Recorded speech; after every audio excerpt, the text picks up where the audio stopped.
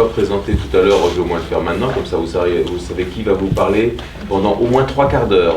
Donc, il est important que vous le sachiez. Je m'appelle Hubert Valette, je suis prêtre du diocèse de Nantes et je suis curé de paroisse en centre-ville de Nantes, à la paroisse Saint-Jean-Paul II, c'est-à-dire 2 églises dont l'une est généralement assez connue, c'est l'église Sainte-Thérèse, grosse église en briques rouges, pas loin du rond-point de Vannes, et puis une autre s'appelle Notre-Dame de toute joie. Voilà, je suis curé là parce que mon évêque m'y a nommé, et puis il m'a aussi nommé responsable du service diocésain de formation.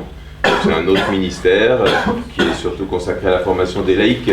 Alors c'est peut-être pour ça qu'on m'a demandé d'être là ce soir.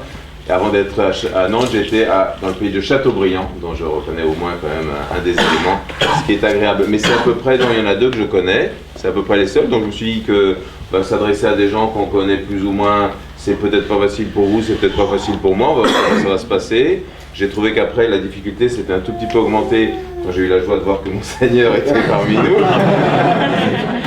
Je viens pour me former. Oui. Et puis, de façon plus sérieuse, j'ai trouvé que la prise de parole devenait très très compliquée après la superbe vidéo de tout à l'heure. Que j'ai trouvé, alors là je sais pas où je pense que vous avez été comme moi, c'est quand même une vidéo assez bouleversante qui traite de choses bien réelles, pas seulement en parole, ce que moi je vais essayer de faire, mais avec des actes, avec des vrais visages, des vraies personnes.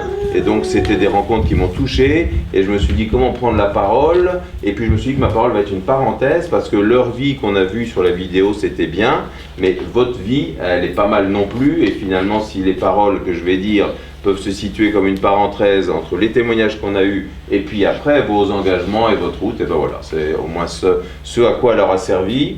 On m'avait demandé de mettre éventuellement un plan ou quelques petits textes pour insérer dans le livret.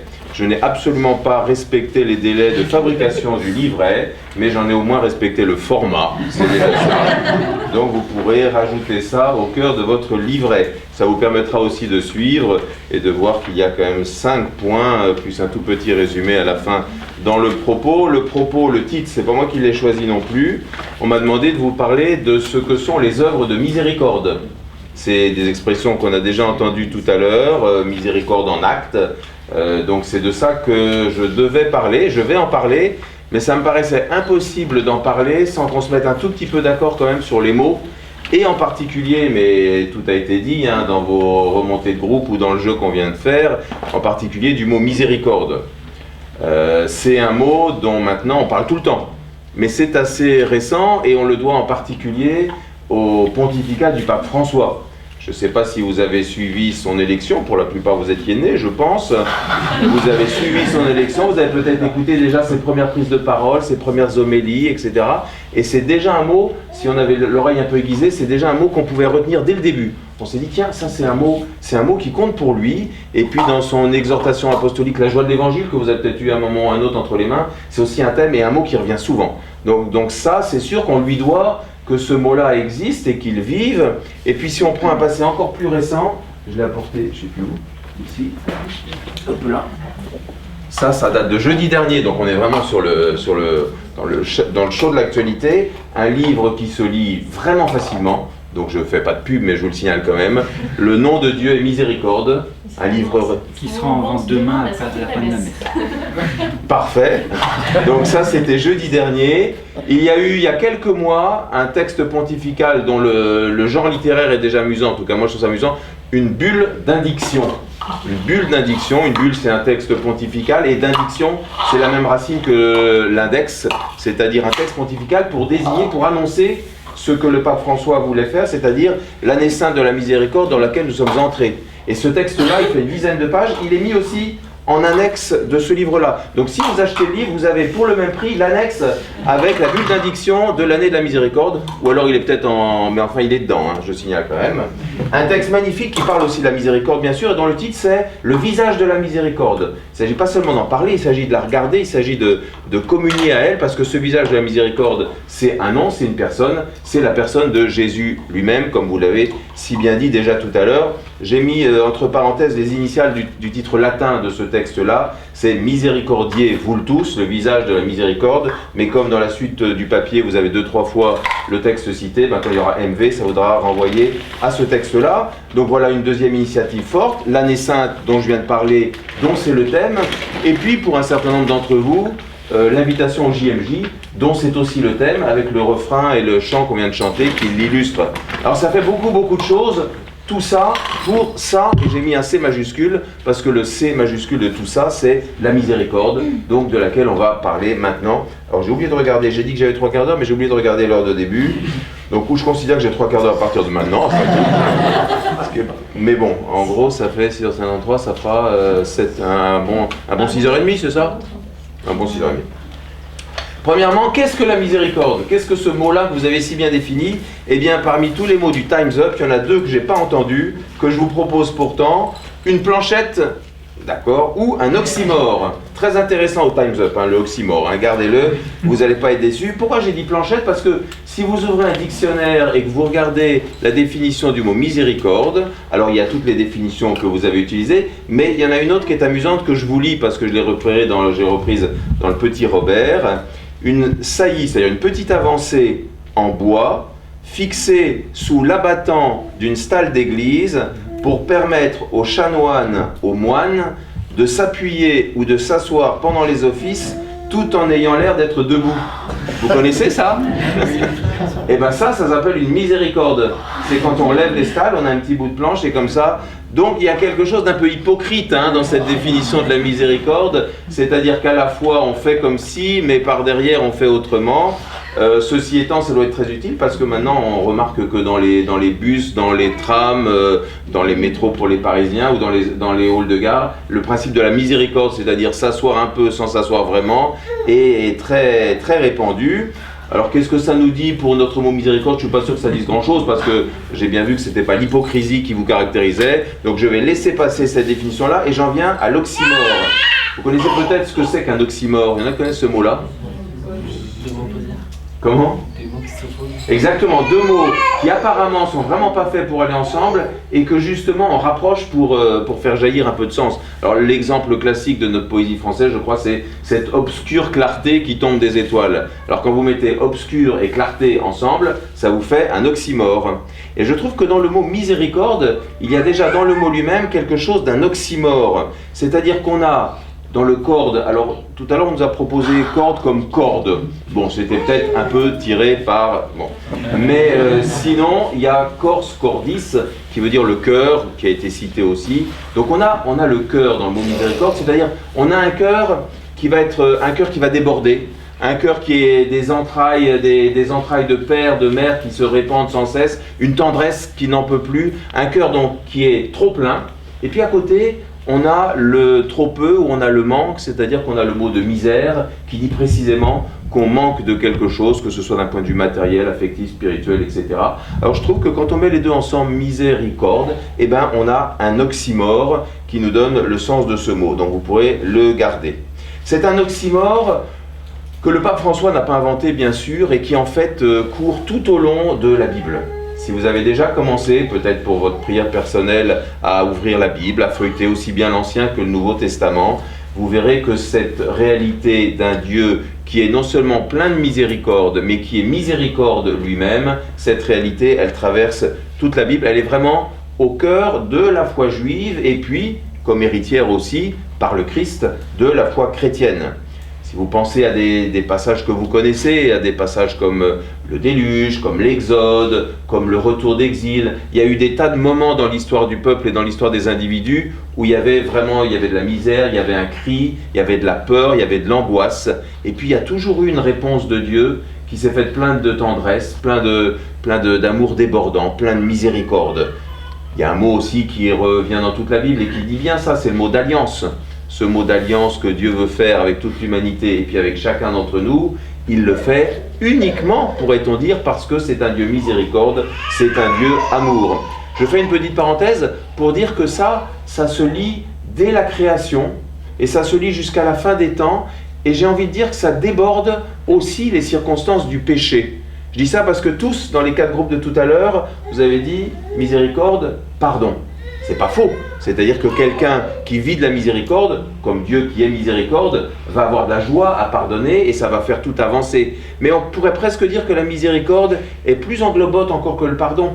Et d'ailleurs dans le deuxième témoignage, quand il s'agissait par exemple de deux communautés religieuses qui ont besoin aussi de vivre dans la paix et si possible d'exprimer de la miséricorde les uns pour les autres, il n'y a pas forcément une situation de pardon à donner, mais il y a la situation d'un amour, d'un dialogue, dans la paix, dans la bienveillance, et ça s'appelle aussi de la miséricorde. Je vous ai d'ailleurs rappelé la citation de Saint Paul dans l'Épître aux Éphésiens, qui dit bien que c'est dès le début que Dieu est comme ça. « Béni soit Dieu, le Père de notre Seigneur Jésus-Christ, il nous a bénis et comblés des bénédictions de l'Esprit au ciel, dans le Christ, il nous a choisis dans le Christ, avant la fondation du monde, pour que nous soyons saints, immaculés devant lui, dans l'amour. » Ce choix de Dieu, il est éternel. Dieu nous connaît dès l'instant de notre naissance, mais il nous porte en lui de toute son éternité. Et cette façon qu'il a de nous regarder, de nous aimer, de s'occuper de nous, c'est ça aussi l'exercice de sa miséricorde. Donc c'est vraiment une richesse centrale. Je revenais, j'ai entendu tout à l'heure votre définition, je me suis dit, tiens, j'avais lu ça, à propos lien entre miséricorde et pardon. La miséricorde expliquée dans un sermon matinal, l'évêque de Rome, le pape François, est quelque chose de difficile à comprendre. Écoutez bien, c'est amusant. Enfin, amusant, je sais pas, mais elle n'efface pas les péchés, car c'est le pardon de Dieu qui les efface. Mais la miséricorde est la manière dont Dieu pardonne. C'est-à-dire qu'il y a une espèce de surplus encore. Le pardon, bien sûr que Dieu pardonne, mais la miséricorde, c'est ce qu'il est en profondeur, qui fait qu'il pardonne, qui fait qu'il nous crée, qui fait qu'il nous attend, qui nous accompagne, etc.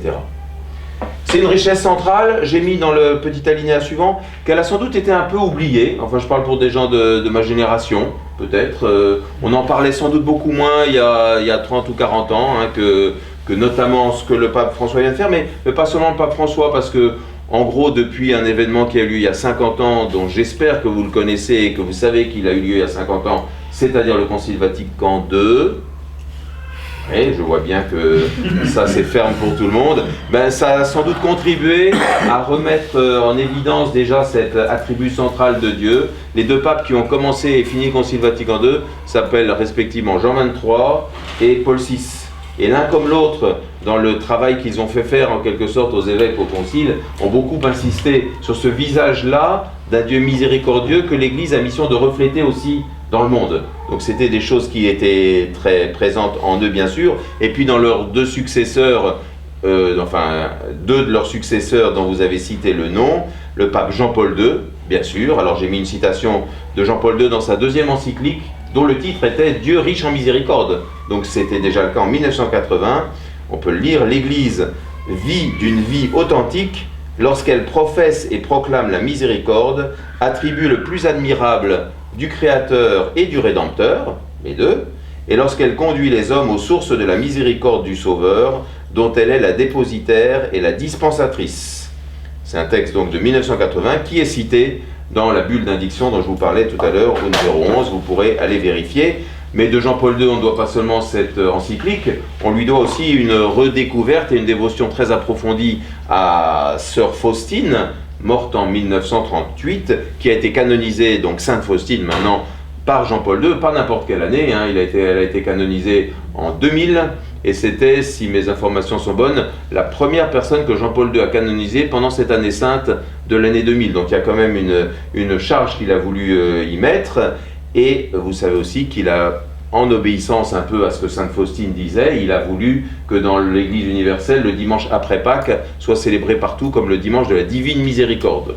Donc, et puis la Providence a fait aussi qu'il est décédé la veille, le samedi soir, c'est-à-dire on était déjà entré dans le dimanche de la Miséricorde de l'année 2005. Donc il y a quelque chose autour du pontificat de Jean-Paul II que François cite souvent et qui est très, très impressionnant. Son successeur, le pape Benoît XVI, lui aussi, une de ses toutes premières encycliques, c'était « Dieu est amour ». Et il en a bien entendu parler, reparler. Je vous ai mis une citation de Benoît XVI pour qu'il n'y ait pas de dispute entre les deux. La miséricorde est en réalité le noyau central du message évangélique. C'est le nom même de Dieu, le visage par lequel il s'est révélé dans l'Ancienne Alliance et pleinement en Jésus-Christ, incarnation de l'amour créateur et rédempteur. Cet amour de miséricorde illumine également le visage de l'Église et se manifeste aussi bien à travers les sacrements, en particulier celui de la réconciliation, qu'à travers les œuvres de charité, communautaires et individuelles. Tout ce que l'Église dit et fait manifeste la miséricorde que Dieu nourrit pour les hommes, donc pour nous. Ça, c'est une citation de Benoît XVI qui a été citée dans ce livre-là sur le nom de Dieu, Benoît XVI, en 2008, une homélie de dimanche de miséricorde. Donc, vous voyez, il y a quelque chose de véritablement central à ce thème-là. Ce n'est pas un thème latéral parmi d'autres, c'est le cœur de ce qu'est Dieu, c'est le cœur de ce que le Christ manifeste, c'est le cœur de ce que l'Église a à vivre, et donc aussi c'est le cœur de ce que chacun d'entre vous, vous avez à vivre. Le résumé dans le credo ressouligne cette dimension attachée à Jésus-Christ de cette vérité, vous vous rappelez, pour nous les hommes et pour notre salut. Voilà ce que Dieu veut faire. Et lorsque Jésus prend notre humanité, ce qu'on célébrait à Noël il n'y a pas si longtemps, il le fait pour manifester et pour réaliser ce dessein miséricordieux de Dieu qu'il a dans le cœur depuis toujours. C'est-à-dire que nous passons dans notre foi en Dieu, il faut passer avec force de l'idée d'un Dieu apathique à un Dieu empathique. Alors je ne sais pas si ce sont des mots si courants que ça, ceux-là aussi je ne les recommande pas forcément pour des jeux en famille. Apathique c'est la souffrance, donc un Dieu apathique, c'est l'idée qu'on se fait parfois d'un Dieu très extérieur, très étranger à tout ce qui peut arriver aux hommes. Un Dieu qui regarde tout de son ciel, et puis bon, qui attend que ça se passe, ou qui compte les points. Passer de cette idée-là de Dieu à un Dieu empathique, donc empathique c'est un Dieu qui vient partager. Et si effectivement nous sommes chrétiens, c'est parce que nous croyons que Dieu, en Jésus-Christ, est venu partager toutes ces misères. Il les a prises sur lui, il a voulu nous en sauver en nous manifestant jusqu'où allait l'amour sauveur de Dieu. Donc voilà, vous pouvez passer. Et on a toujours besoin, entre parenthèses, on a toujours besoin de purifier un tout petit peu notre idée de Dieu. Parce qu'il y a des idées de Dieu finalement qui sont reposantes, parce que c'est nous-mêmes qui mettons Dieu à distance, et quand on le met à distance, on va lui donner effectivement une image de quelqu'un à distance, mais c'est aussi une façon de se priver du fait que lui ne veut pas être à distance vis-à-vis de nous. Lui, il veut vraiment être avec nous et en nous. Voilà quelques considérations peut-être un peu générales, mais il fallait quand même les faire, je pense, sur la miséricorde. J'ai promis que moi, ce qui m'intéressait, c'était de pouvoir aussi vous entendre. Alors, ou on le fait à la fin de chaque petite partie, ou on le fait à la fin de la fin.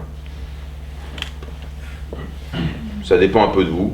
Ou alors, s'il y a quelqu'un qui a quelque chose à dire à un moment, il se manifeste. On verra comment. Si tout le monde se manifeste tout le temps et que je ne peux pas tenir ma demi-heure, après, ça c'est grave. Mais si c'est comme ça de temps en temps, ou un mot qui vous paraît bizarre, par exemple, ça, on a le droit de réagir aussi. Sinon, je continue. Je continue, surtout que le deuxième point est beaucoup plus simple, c'est quand même se redire pourquoi une année sainte, parce que finalement, si la miséricorde, elle est au cœur du message biblique, elle est au cœur de la foi chrétienne, elle est au cœur des enseignements, notamment des récents enseignements des papes, pourquoi une année sainte ? Eh bien pour que justement ce qui est ordinaire, ce qui est normal, ce qui est permanent, puisse se vivre, eh bien il est bon que de temps en temps, on le vive de façon exceptionnelle. C'est pas pour dire qu'il y aura cette année-là, puis après on oublie la miséricorde, c'est pour dire grâce à cette année-là, on va comprendre que la miséricorde, elle a toujours besoin d'être au cœur. Et on en a besoin à titre personnel, et l'Église, en quelque sorte, en a besoin aussi. C'est pour ça que ouvrir une année sainte, c'est pas seulement du bienfait pour chacun, mais c'est vraiment du bienfait pour l'Église. Alors je dis quand même que c'est du bienfait pour chacun. Avoir une année sainte, ça vise aussi la sanctification, donc la joie et le bonheur renouvelé de chacun. Je vous ai cité un extrait là, de cette bulle d'indiction. Une année sainte extraordinaire pour vivre dans la vie de chaque jour la miséricorde que le Père répand sur nous depuis toujours. Au cours de ce jubilé, laissons-nous surprendre par Dieu.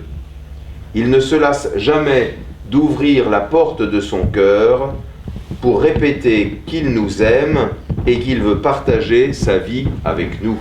Gardez-le précieusement, ce petit extrait. Vous pouvez le relire tous les jours jusqu'à la fin de l'année. Et donc, au-delà, ça voudra dire que l'année a été réussie. Si vous refermez la porte de l'année en vous disant « maintenant on va passer à autre chose », c'est que l'année n'aura pas encore porté sous ses fruits, mais il y a toujours des sessions de rattrapage dans la vie chrétienne. Donc, sanctification renouvelée pour chacun, et aussi mission de l'Église renouvelée, restimulée, sachant que cette mission de l'Église, c'est toujours au bénéfice du monde. L'Église est là parce qu'elle est l'épouse du Christ, donc elle n'a de sens qu'en lien avec le Christ, mais elle n'a aussi de sens que parce que le Christ la veut dans le monde et au service de tous. Et je vous lis aussi 2 extraits qui le redisent. Il y a des moments où nous sommes appelés de façon encore plus pressante à fixer notre regard sur la miséricorde afin de devenir, nous aussi, signe efficace de l'agir du Père. C'est la raison pour laquelle j'ai voulu ce jubilé extraordinaire de la miséricorde comme un temps favorable pour l'Église afin que le témoignage rendu par les croyants soit plus fort et plus efficace. Et c'est intéressant de toujours savoir qu'on est chrétien et on est chrétien dans une communauté, dans une paroisse, dans un diocèse, qu'on n'est jamais chrétien tout seul, et que le fait de ne pas être chrétien tout seul, c'est pas seulement pour notre bien personnel, même si c'est indispensable, mais que c'est aussi un témoignage qui se rend à l'extérieur. Un chrétien qui fait du bien, tant mieux pour tous ceux qui en bénéficient, mais plusieurs chrétiens qui ensemble posent des œuvres de miséricorde, le témoignage, il est multiplié, il est décuplé, parce qu'on sent qu'il y a quelque chose qui les unit justement, ces chrétiens-là. Et grâce à ce qui les unit, ça peut permettre aussi à des gens de comprendre ce qu'on appelle l'Esprit Saint, tout simplement, qui réalise cette unité. Une autre citation, « L'Église ressent fortement l'urgence d'annoncer la miséricorde de Dieu. La vie de l'Église est authentique et crédible lorsque la miséricorde est l'objet d'une annonce convaincante. Elle sait que sa mission première, surtout à notre époque toute remplie de grandes espérances et de fortes contradictions, est de faire entrer tout un chacun dans le grand mystère de la miséricorde de Dieu, en contemplant le visage du Christ. L'Église est d'abord appelée à être témoin véridique de la miséricorde, en la professant et en la vivant, comme le centre de la révélation de Jésus-Christ. » Retenez au moins les 2 derniers verbes, professer, la parole, vivant, la vie, les actes, et que les uns ne vont pas sans les autres. Vous avez noté aussi au milieu de cet extrait que le pape François, comme ses prédécesseurs, comme le Concile Vatican II, est particulièrement attentif à ce qu'on appelle les signes des temps, c'est-à-dire de quoi notre monde a besoin aujourd'hui. Qu'est-ce qu'il dit à l'Église et qu'est-ce que l'Église peut lui donner? Et il parle à la fois de grandes espérances, c'est évident, puis vous en êtes des témoins vivants, vous êtes tous habités par du désir, par des envies, vous n'êtes pas les seuls sur la planète, heureusement. Et puis en même temps, il y a ces grandes contradictions qui peuvent nous traverser d'ailleurs chacun aussi, et qui peuvent traverser une société, un pays, un continent, et on voit bien aussi, il suffit d'ouvrir les médias, parce que les médias se font parfois plus le témoin des contradictions que des grandes espérances, de voir qu'effectivement, il y a besoin de trouver de la paix, il y a besoin de trouver du sens à la vie, il y a besoin de trouver de l'amour, et c'est pourquoi cette année sainte va faire du bien à beaucoup de gens. Je voudrais faire un 3e point, pour revenir un tout petit peu sur une question qui n'est pas simple. Une question qui apparemment est évidente, et puis qui se complique quand on regarde les textes. C'est la question entre l'œuf et la poule, qui fait l'œuf et qui fait la poule, qui précède qui dans la question de la miséricorde.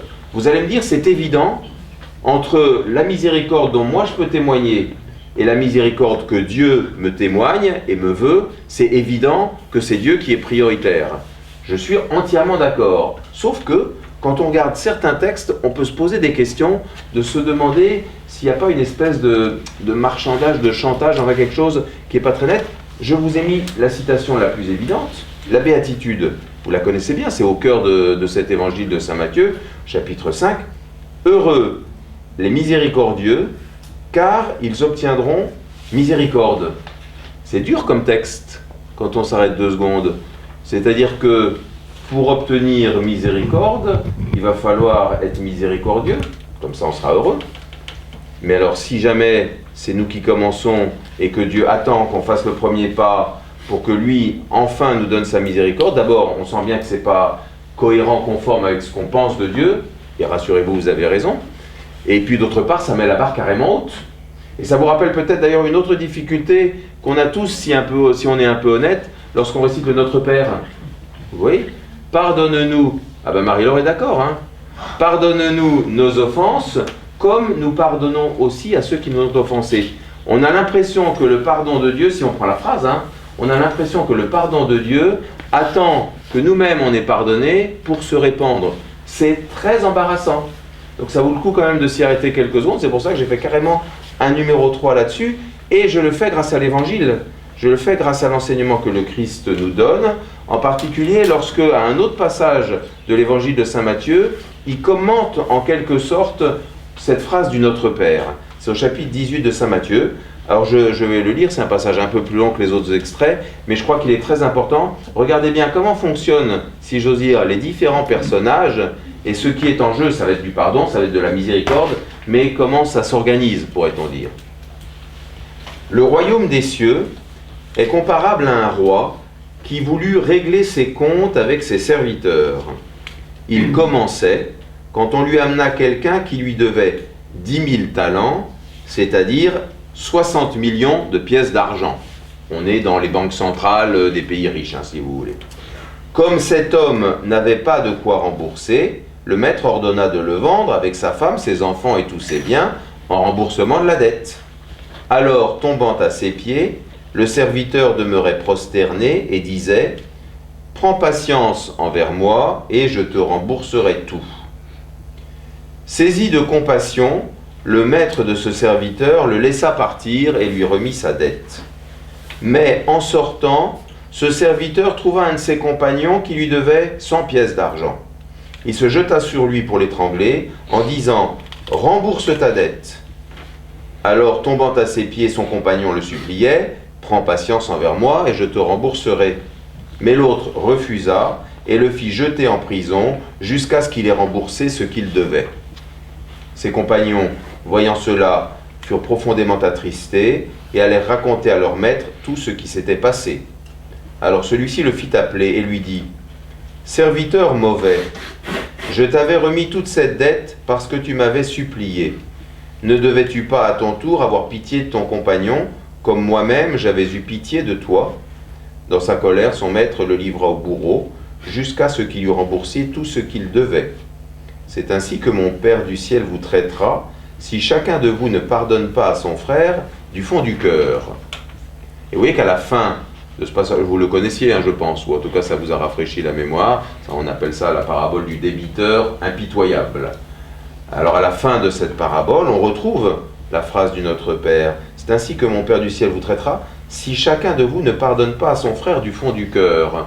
Donc on pourrait avoir l'impression qu'effectivement, il va y avoir un mauvais traitement en fonction du pardon accordé à notre frère. Sauf que si on reprend le fil du récit, on s'aperçoit de quoi? On s'aperçoit que ce grand roi, qu'on peut assimiler à Dieu si on veut dans la parabole, à la première demande, un peu illusoire même d'ailleurs, de celui qui devait de l'argent, qui lui dit « Prends patience envers moi et je te rembourserai tout ». Et quand on voit la somme que ça représente, on pouvait être sceptique sur la capacité qu'il avait à rembourser, mais en attendant, il dit à peine ça que le roi lui remet tout.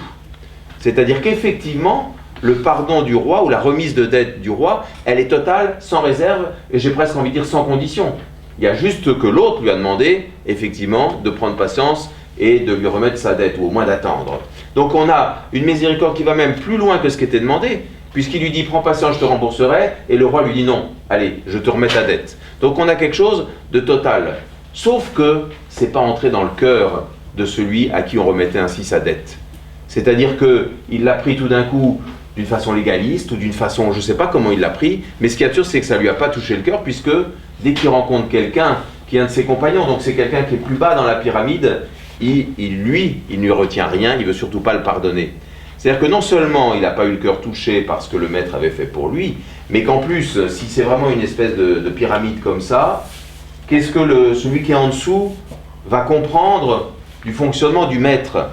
Il va se dire, moi j'ai un intermédiaire qui ne me rembourse pas, alors c'est que le maître il doit être terrible, puisque mon intermédiaire ne veut pas me remettre ma dette, donc c'est que le maître qui est au-dessus doit être terrible. C'est-à-dire que non seulement celui qui a été l'homme intermédiaire, celui à qui on a remis sa dette, non seulement n'a pas eu le cœur touché par ce qui lui était arrivé, mais en plus il risque aussi de véhiculer une image déformée du maître qui avait tout remis, et lui en dessous, il ne continue pas à tout remettre. Et vous voyez que le Père, le maître de cette parabole, Dieu lui-même, pardonne sans réserve, sans condition, et l'autre n'a pas été touché, donc l'autre ne pardonne pas, donc l'autre en fait ne s'est pas laissé pardonner par le maître. C'est-à-dire qu'il y a une espèce d'opération vérification, on pourrait dire, que lui-même, n'ayant pas été touché par le pardon vraiment, n'est pas capable de remettre. Et donc s'il n'est pas capable de remettre, s'il ne pardonne pas, ça veut dire qu'en fait, il ne s'est pas laissé convertir par le maître. Le maître a tout donné, mais lui n'a pas pris. Et donc n'ayant pas pris, il se retrouve dans la situation de ceux qui, dans la parabole, partent du côté des bourreaux et attendent peut-être des jours meilleurs ou un jour de conversion.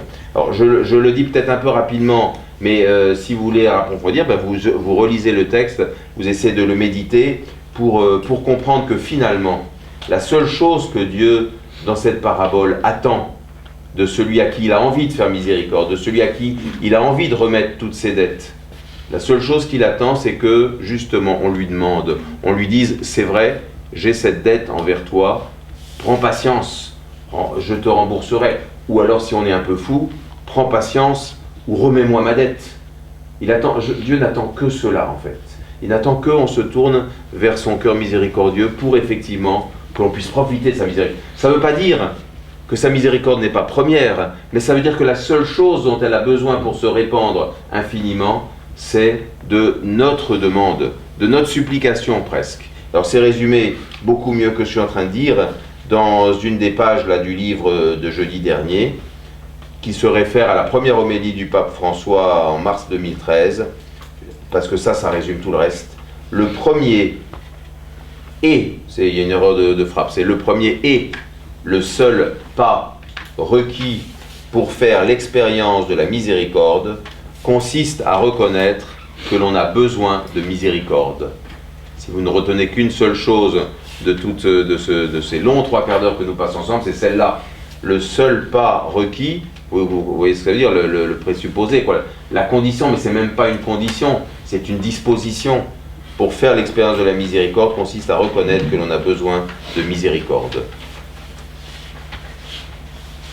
Une fois que je dis ça, on va avancer d'un pas, c'est-à-dire que maintenant on va peut-être plus facilement encore pouvoir entrer dans la logique. Mais c'est même pas une logique, parce que c'est une logique qui dépasse la logique humaine, c'est une logique de gratuité, c'est une logique de surabondance, mais enfin, on peut entrer dedans si on veut y entrer. Et comment on peut y entrer? Alors il y a plusieurs choses, j'en souligne 3, parce que c'est 3 accents que le pape François a mis ici ou là. La première chose, c'est donc, comme cet homme de la parabole, se retrouver en vérité devant le Seigneur. De toute façon, on sait bien qu'on ne ment pas à Dieu, comme moi j'ai appris quand j'étais petit, mais c'est une chose de le savoir, puis c'est une chose de le vivre. Et pour le vivre, il faut aussi, sans aucun doute, prendre ce temps d'une présence simple, attentive, qu'on appelle la prière aussi.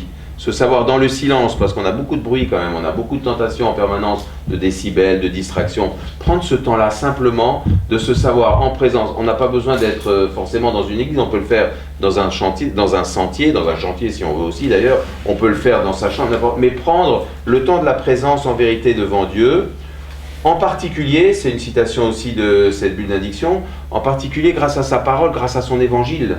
Pour être capable de miséricorde, je cite, il nous faut donc d'abord nous mettre à l'écoute de la parole de Dieu. Ça veut dire qu'il nous faut retrouver la valeur du silence pour méditer cette adressée. C'est ainsi qu'il est possible de contempler la miséricorde de Dieu et d'en faire notre style de vie. Mais on va en faire notre style de vie parce que sitôt qu'on la contemple, on découvre qu'elle a envie de nous rejoindre, et sitôt que cette envie nous touche et qu'on ouvre le cœur et qu'on ouvre un peu les bras, eh bien elle arrive et ça devient notre style de vie. On pourra redévelopper peut-être tout à l'heure si vous voulez, mais j'indique une deuxième modalité, une deuxième entrée dans cette logique de la miséricorde par des déplacements et des passages.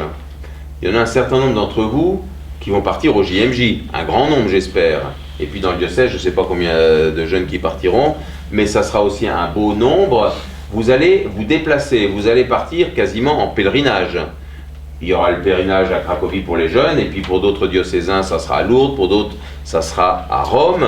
Et puis de toute façon, si même on n'a pas envie, ou on ne peut pas aller si loin, il y a d'autres déplacements et donc d'autres passages qui sont proposés, ne serait-ce que dans le diocèse. Et tout à l'heure, ça a été évoqué par l'un ou l'autre groupe, c'est la Porte Sainte, qui est à l'entrée de la cathédrale. Ce matin, j'avais la chance, avec une quarantaine d'autres personnes qui sont des membres des équipes d'animation paroissiale du centre-ville, d'entrer par la Porte Sainte et puis d'y faire un itinéraire qui est proposé juste après. Peut-être qu'il y en a certains qui l'ont déjà fait.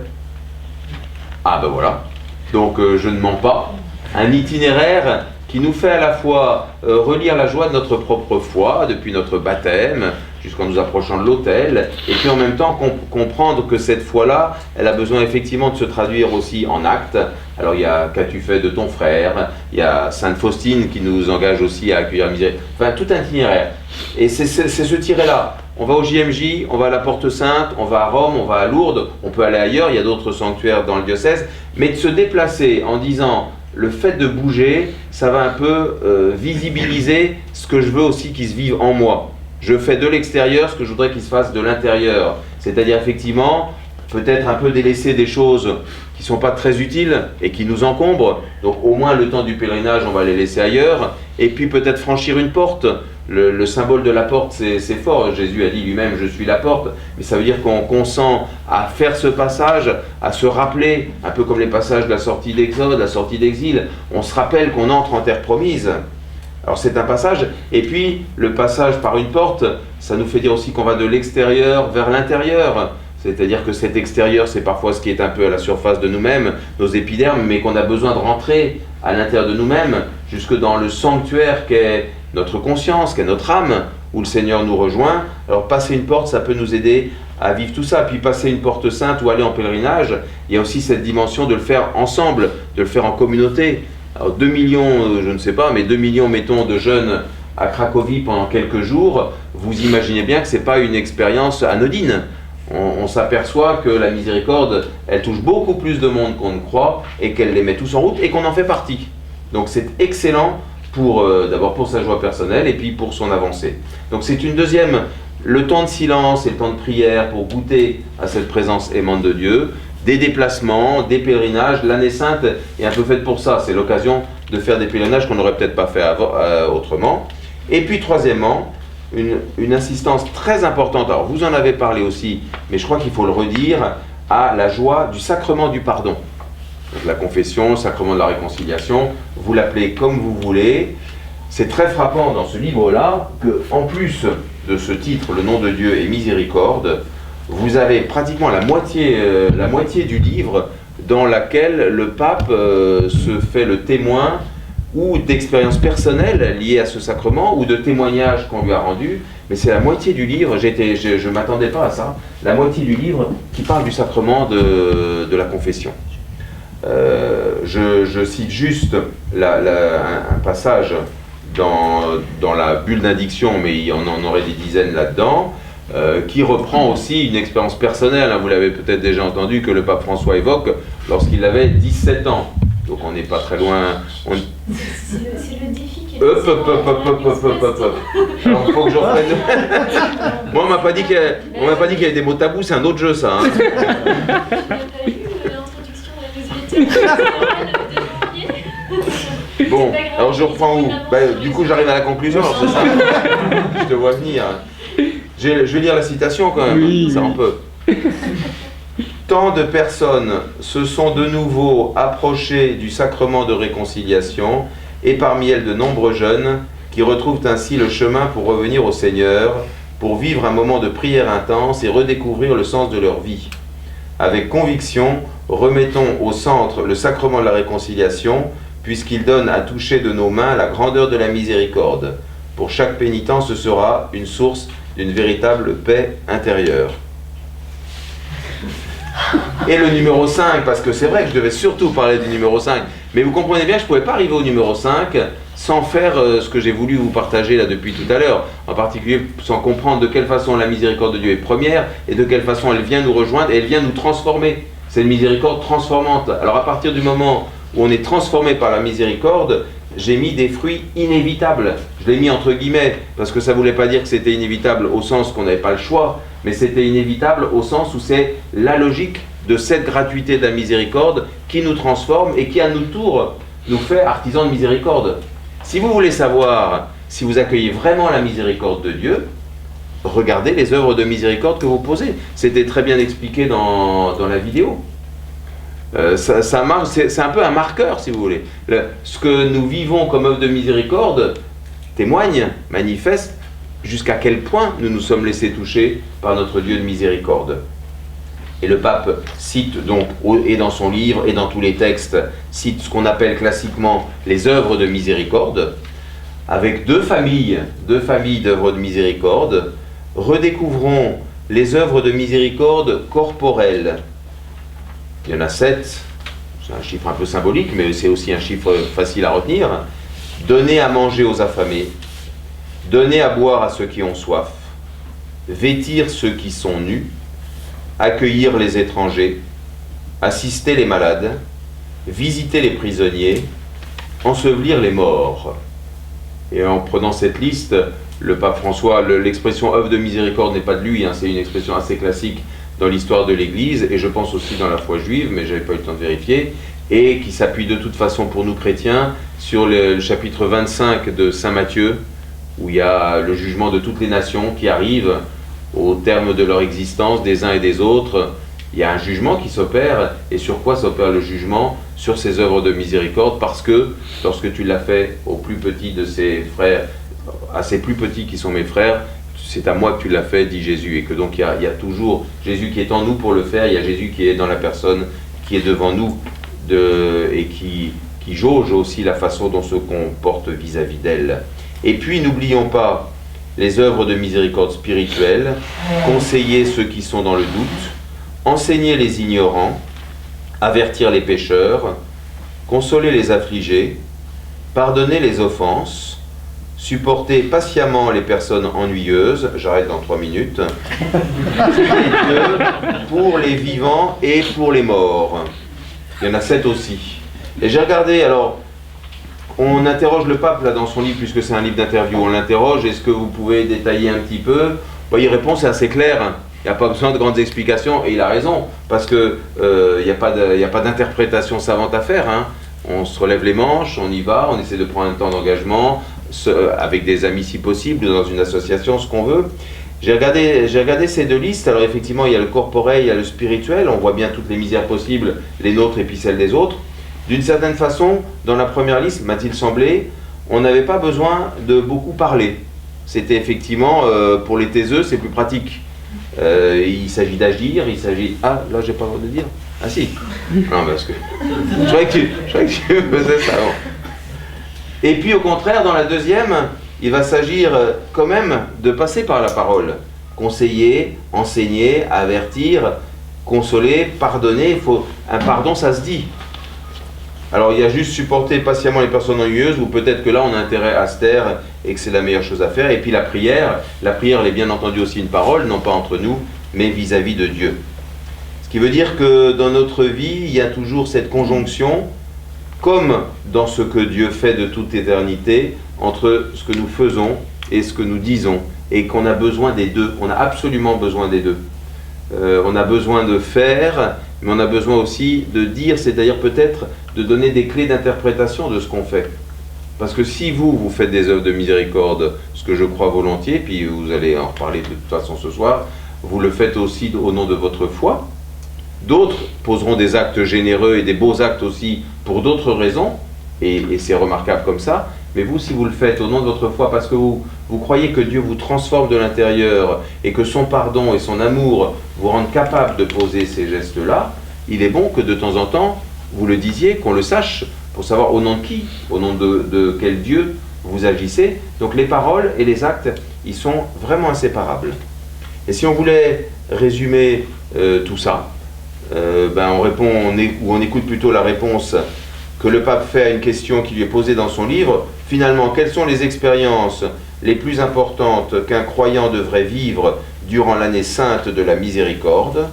Réponse en 3 lignes du pape: s'ouvrir à la miséricorde de Dieu, ouvrir soi-même et son propre cœur, permettre à Jésus de venir à sa rencontre, en s'approchant du confessionnal avec confiance, et essayer d'être miséricordieux avec les autres. J'aime bien d'ailleurs le « essayer ». Heureusement, le pape est pas plus fou que nous, donc c'est le désir qui compte, c'est l'élan, c'est l'appétit. Les réalisations, elles prennent parfois du temps, il y a des marches avant, des marches arrière, des marches de côté, mais c'est le désir qui nous habite aussi, qui nous permet d'avancer. Et vous entendez donc dans cette toute petite phrase comment la miséricorde de Dieu elle est première, qu'elle va passer par Jésus qui nous rencontre, que pour cela il suffit d'ouvrir soi-même son cœur, et l'insistance sur le confessionnal, tout ça débouchant sur les miséricordieux avec les autres, c'est-à-dire la pratique des œuvres de miséricorde. J'ai ajouté 2 textes, mais que je ne pensais pas forcément lire maintenant, mais qui peuvent vous servir à un moment ou à un autre. Le premier, c'est un passage d'évangile où on voit une fois de plus comment amour et pardon s'articulent l'un avec l'autre. Il y a une espèce de va-et-vient. Et puis le deuxième, mais je ne sais pas si vous l'avez déjà utilisé ou si vous l'utiliserez à un autre moment ou s'il est sur le livret, qui est une prière de Sainte Faustine. Alors si vous ne l'utilisez pas, je demande l'autorisation de l'utiliser maintenant.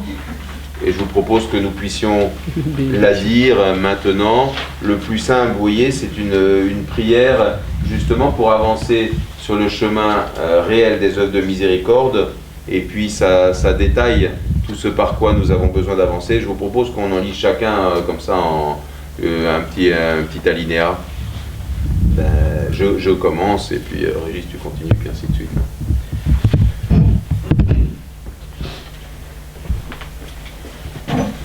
Je désire me transformer tout entière en ta miséricorde et être ainsi un vivant reflet de toi, ô Seigneur. Que le plus grand des attributs divins, ton insondable miséricorde, passe par mon âme et mon cœur pour le prochain. Aide-moi, Seigneur, pour que mes yeux soient miséricordieux, pour que je ne soupçonne jamais ni ne juge d'après les apparences extérieures, mais que je discerne la beauté dans l'âme de mon prochain et que je lui vienne en aide. Aide-moi, Seigneur, pour que mon oreille soit miséricordieuse, afin que je me penche sur les besoins de mon prochain et ne reste pas indifférente à ses douleurs ni à ses plaintes.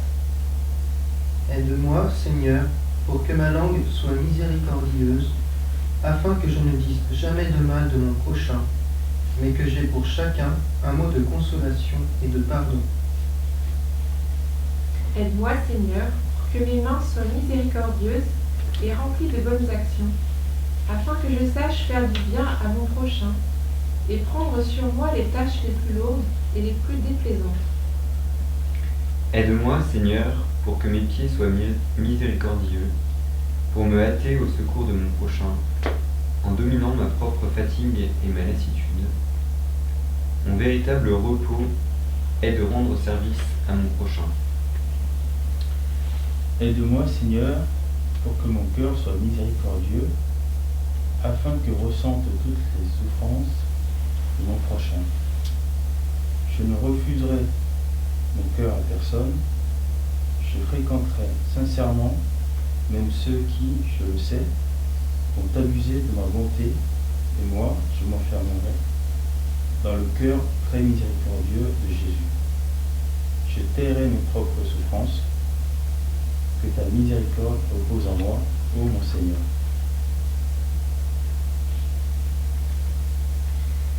C'est toi qui m'ordonnes de m'exercer aux 3 degrés de la miséricorde.